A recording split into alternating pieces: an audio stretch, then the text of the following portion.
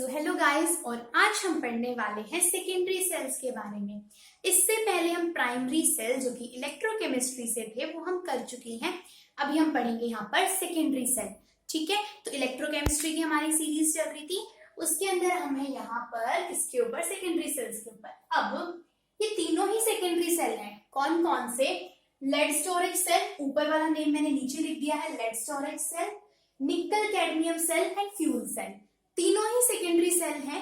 लेकिन secondary cell क्या होते हैं? सेकेंडरी सेल हम उन सेल्स को बोलते हैं जिनको हम रिचार्ज कर सकते हैं। आप एक सेल मार्केट से खरीद के लाए और आप उसको ना रिचार्ज कर सकते हो, मतलब एक बार उसकी बैटरी खत्म हुई फिर दोबारा से चार्ज कर ली, फिर बैटरी खत्म हुई फिर चार्ज कर ली। जैसे कि सीधा सा एग्जांपल हमारी इन्वर्टर की बैटरी, सबने देखी होती है।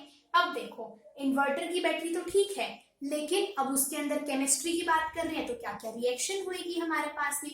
एग्जाम में तो ये पूछता है कि सेकेंडरी सेल हमारे 4 ऑप्शन दे देगा, उसमें से 3 सेकेंडरी सेल के दे दिए, एक प्राइमरी सेल के, पूछेगा ऑड वन आउट निकाल लो। या फिर डायरेक्टली अगर हम अपने सीबीएसई के उसके हिसाब से देखें या एचपीएससी के हिसाब से, तो सीधा बोलेगा कि आप निकल कैडमियम सेल का पूरा लिख कर दिखाओ, या फिर वो लेड स्टोरेज सेल का आपको बोल देगा। तो ये चीजें ना हमसे डायरेक्टली पूछी जाती है। सब्जेक्टिव पेपर में पूरी रिएक्शन पूछेगा, ऑब्जेक्टिव में वैसे पूछ सकता है। तो देखो, सबसे पहला है लेड स्टोरेज सेल।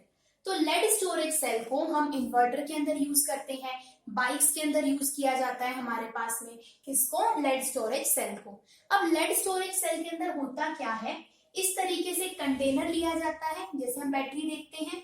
ठीक है, हमारी इन्वर्टर की बैटरी होती है, उसके अंदर कुछ इस टाइप की ट्यूब्स भी लगी हुई होती हैं। ठीक है, ये होती है हमारे पास में इलेक्ट्रोड, हम बोलते हैं। जहां भी केमिकल रिएक्शन होती है ना और इलेक्ट्रिसिटी से रिलेटेड हो तो हम उनको इलेक्ट्रोड बोल देते हैं। ठीक है, तो देखो, अब देखो हम ना अपनी इन्वर्टर की बैटरी में क्या देखते हैं, बहुत सारी रोड्स लगी हुई होती है हमारे पास में। जब हम उसके अंदर पानी डालते हैं ना, कई बार जब पानी खत्म हो जाता है, यहाँ मैं सिर्फ 2 रोड्स को लेकर बात कर रही हूँ। तो इसमें से एक रोड एनोड कहलाएगी जिसके ऊपर नेगेटिव चार्ज है, और जिसके ऊपर पॉजिटिव चार्ज है वो हमारी कैथोड कहलाएगी। ठीक है, ये ऐसा कोई फिक्स नहीं होता कि हमेशा नेगेटिव चार्ज वाली एनोड होती है या पॉजिटिव चार्ज वाली कैथोड होती है। वो डिपेंड करता है जिस रोड के ऊपर आपकी ऑक्सीडेशन होगी वो एनोड कहलाती है, और जिसके ऊपर आपकी रिडक्शन होगी वो कैथोड कहलाएगी। इनके चार्जेस अलग अलग हो सकते हैं, कोई फिक्स नहीं है कि एनोड के ऊपर हमेशा नेगेटिव चार्ज होगा। ठीक है, और यहाँ पर लेड स्टोरेज सेल के अंदर हमारा ऐसा है।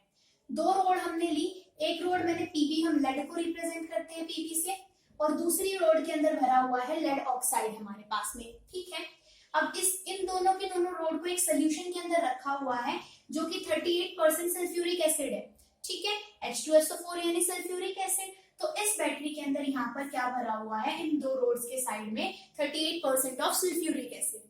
ठीक है, हमारे पास यहाँ पे अब क्या होता है, मैंने बोला कि रिचार्ज कर सकते हैं इस बैटरी को। आप इन्वर्टर की बैटरी मार्केट से लेकर आए, पहले वो फुल्ली चार्ज होगी, हमें मिलेगी। जैसे जैसे हम यूज करेंगे उस बैटरी वो खत्म होती चली जाएगी, फिर हम उसे चार्जिंग पे लगा देते हैं, फिर से रिचार्ज हो जाती है।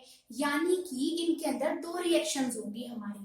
पहली रिएक्शन होगी डिस्चार्जिंग की, यानी जब वो बैटरी डिस्चार्ज हो रही होगी तो क्या होता है, लेड स्टोरेज बैटरी के अंदर पीबी लेड था, लेड ऑक्साइड के साथ में रिएक्ट करेगा, सल्फ्यूरिक एसिड प्रेजेंट था, तो यानी तीनों के तीनों एक दूसरे के साथ रिएक्ट करेंगे और बनाएंगे लेड सल्फेट और वाटर। यानी कि ये वाली केमिकल रिएक्शन उस इन्वर्टर की बैटरी के अंदर चल रही होगी जब वो बैटरी क्या हो रही होगी, डिस्चार्ज हो रही होगी। क्योंकि इलेक्ट्रोकेमिस्ट्री का मतलब ही ये है कि जब हम केमिकल एनर्जी को इलेक्ट्रिकल एनर्जी के अंदर कन्वर्ट करते हैं तो वो क्या कहलाती है, हमारी इलेक्ट्रोकेमिस्ट्री। अब सेल के अंदर भी तो केमिकल्स भरे हुए थे, उसी को हमने यूज करा और उससे इलेक्ट्रिसिटी प्रोड्यूस करी। ठीक है, यानी कि इलेक्ट्रिसिटी को स्टोर करा, प्रोड्यूस तो नहीं करी, स्टोर करा हमने। ठीक है, यानी ये वाली चीज हमारे पास में आ गई। ठीक, अब ये तो हो गया डिस्चार्ज होते टाइम। इनकी खासियत ये है, डिस्चार्ज होते टाइम जो आपके पास में इधर प्रोडक्ट बन रहा होगा, रिचार्ज होते टाइम वो इधर रिएक्टेंट की तरह आ जाएगा। यहाँ लेड ऑक्साइड हमारा प्रोडक्ट की तरह था, जब ये बैटरी रिचार्ज होगी तो यहाँ पर लेड सल्फेट आ जाएगा, वाटर आ जाएगा एज इट इज, और इससे फिर से ये प्रोडक्ट्स बन जाएंगे, यानी लेड ऑक्साइड और सल्फ्यूरिक एसिड वापस से रिस्टोर हो गया हमारे पास में। ठीक है, तो ये रिएक्शन थी आपकी डिस्चार्जिंग की और ये थी आपकी रिचार्जिंग की। ये डायरेक्टली हमसे पेपर में पूछते हैं।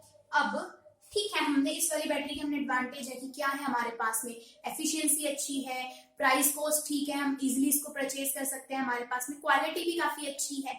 लेकिन इसकी डिसएडवांटेज क्या होती है लेड स्टोरेज बैटरी की, कि इसके अंदर क्या होता है, जब इलेक्ट्रोलाइसिस होती है ना, इलेक्ट्रोलाइसिस का मतलब होता है इलेक्ट्रिसिटी की प्रेजेंस में किसी चीज का टूटना, ठीक है हमारे पास में। तो मान लीजिए इलेक्ट्रोलाइसिस हुई, जैसे यहाँ पर डिस्चार्जिंग के टाइम पर हुई, तो हमने देखा यहाँ तो वाटर प्रोड्यूस हुआ, अब सेकेंड वाली रिएक्शन में जब रिचार्ज हो रही थी तो वाटर यूज हुआ हमारे पास में, यानी कि यहाँ पर क्या हुआ, एक तरीके से आपके पास में वाटर यूज हो रहा है, यानी कि वाटर यूज होगा तो क्या डिसएडवांटेज है कि हमें कुछ कुछ टाइम के बाद में लेड स्टोरेज बैटरी के अंदर वाटर को ऐड करना पड़ता है, क्योंकि वो इलेक्ट्रोलाइसिस के टाइम पर क्या हो रहा होता है, हमारा यूज हो रहा होता है। सिर्फ एक यही डिसएडवांटेज है इस वाली बैटरी की, ठीक है। हमारे पास में 2 वोल्ट तक की सप्लाई देती है हमारे पास में, सिंगल वाली, बहुत सारे रोड्स होंगी तो फिर उसकी मैटर करेगी कितनी वोल्टेज देगी, मैंने तो सिंपल 2 रोड्स के हिसाब से बताया है, ठीक है। अगला है हमारे पास में nickel cadmium cell. Nickel cadmium cell हमारे पास में 1.4 वोल्ट तक की वोल्टेज देता है, अगर हम 2 रोड्स ले रहे हैं सिर्फ तो।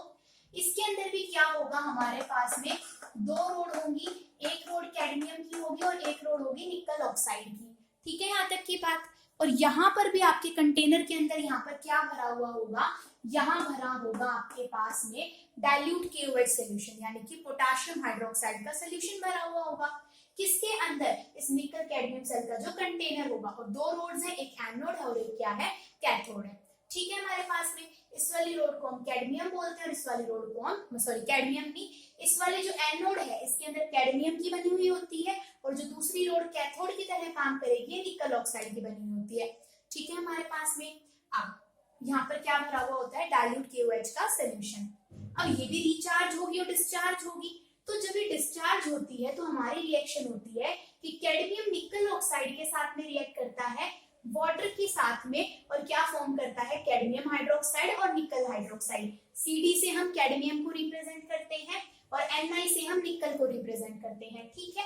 ये होगी डिस्चार्जिंग की रिएक्शन, यानी जब वो बैटरी को हम यूज कर रहे होंगे। अब वो रिचार्ज होगी, तो रिचार्ज होते टाइम हमारे पास में क्या होगा, जो कैडमियम हाइड्रोक्साइड था और जो निकल हाइड्रोक्साइड था ये रिएक्ट करेंगे और क्या फॉर्म करेंगे, कैडमियम निकल ऑक्साइड एंड वाटर, वापस से वही प्रोडक्ट बन गया हमारे पास में। यही खासियत होती है सेकेंडरी सेल की कि हम इसे बार बार रीयूज कर सकते हैं, ठीक है। अच्छा, अब निकल कैडमियम सेल इतना अच्छा है, क्या फायदे हैं इसके, एक तो वाटर का लॉस नहीं हुआ, हमें बार बार उसके अंदर वाटर को ऐड करने की कोई जरूरत नहीं है, ये इसकी बहुत अच्छी खासियत है। लेकिन इसके डिसएडवांटेज क्या है, डिसएडवांटेज ये है कि बहुत ज्यादा कॉस्टली पड़ती है हमें, ठीक है। मेन एफिशिएंसी अच्छी है पर काफी ज्यादा कॉस्टली पड़ती है, इसीलिए हम इतना ज्यादा हम इसको यूज नहीं कर पाते कॉस्ट की वजह से। जबकि हमारे पास में जो लेड स्टोरेज सेल था ये हमारे पास उससे चीप पड़ता है और एफिशिएंसी भी अच्छी दे देता है, ठीक है। तो हमारे पास में ये डिफरेंस हो गया निकल कैडमियम सेल के अंदर और लेड स्टोरेज सेल के अंदर, ठीक है। जो निकल कैडमियम सेल होता है ना, इसको टॉयज वगैरह के अंदर ज्यादा यूज करते हैं हम, टॉयज हो गए, आपकी वॉचेस वगैरह होगी, तो इसके अंदर ज्यादा यूज किया जाता है, ठीक है हमारे पास में। अब सबसे जो आज के टाइम पर हम बोलते हैं फ्यूल सेल, जिसकी एफिशिएंसी 60 से 70% तक है, पर हम फ्यूल सेल को यूज नहीं कर पा रहे हैं। पहले देखते हैं फ्यूल सेल में होता क्या है। देखो, सबसे पहली बात तो कोई केमिकल यूज नहीं हो रहा, फ्यूल सेल के अंदर सिर्फ और सिर्फ वाटर का यूज होता है आपके पास में, वाटर हमारे पास में है ही, तो यानी कोई केमिकल यूज नहीं हो रहा। अब होता क्या है, इस तरीके का एक कंटेनर लिया जाता है जिसमें से यहाँ से एक रास्ता है हाइड्रोजन गैस के एंट्री का और यहाँ से एक रास्ता है ऑक्सीजन गैस के एंट्री का, ठीक है। 2 रोड्स ली हमने, अगेन एक कैथोड होगी और एक एनोड होगी हमारे पास में। ये जो रोड्स हैं ये ग्रेफाइट की बनी हुई होती है या फिर प्लेटिनियम की भी बनी हुई होती है। पीटी का मतलब प्लेटिनियम, आपके पास में ग्रेफाइट की रोड भी होंगी और प्लेटिनियम की रोड्स भी होंगी, ज्यादा ग्रेफाइट की हम यूज करते हैं, ठीक है। दोनों ही नॉन रिएक्टिव है अपने पास में। अब देखो, क्योंकि देखो सिर्फ 2 रोड से तो हम इलेक्ट्रिसिटी नहीं प्रोड्यूस कर सकते, काफी ज्यादा बल्क स्केल पे हमें चाहिएगा ना। अब इसमें कैथोड पर क्या रिएक्शन होती है, हम जब ऑक्सीजन गैस यहाँ पर डालते हैं तो ऑक्सीजन गैस यहाँ पे वाटर के साथ में रिएक्ट करती है, 4 इलेक्ट्रॉन्स हमारे पास में जनरेट होते हैं और वहां से बनाती है 4 OH नेगेटिव आयंस, यानी 4 हाइड्रोक्साइड आयन बना देगी। OH नेगेटिव आयंस को हाइड्रोक्साइड आयन बोलते हैं। एनोड पर क्या होगा, जो हमने हाइड्रोजन गैस के 2 मोल्स लिए, ये यहाँ से जो 4 OH नेगेटिव आयन प्रोड्यूस हुए इनको यूज करेगी और बनाएगी 4 moles of water and 4 electrons यहाँ से रिलीज होंगे, ठीक है।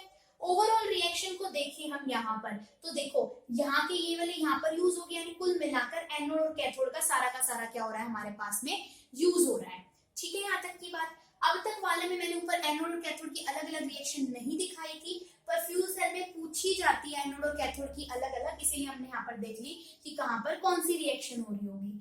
ठीक है, देखो चार्ज बैलेंस है, यहाँ अगर 4 नेगेटिव चार्ज आया था तो वहां 4 OH नेगेटिव ने बैलेंस कर लिया, यहाँ 4 नेगेटिव चार्ज आया तो 4 इलेक्ट्रॉन ने बैलेंस कर लिया, मतलब कि बैलेंस चल रहा है। ठीक है, यहाँ तक की बात।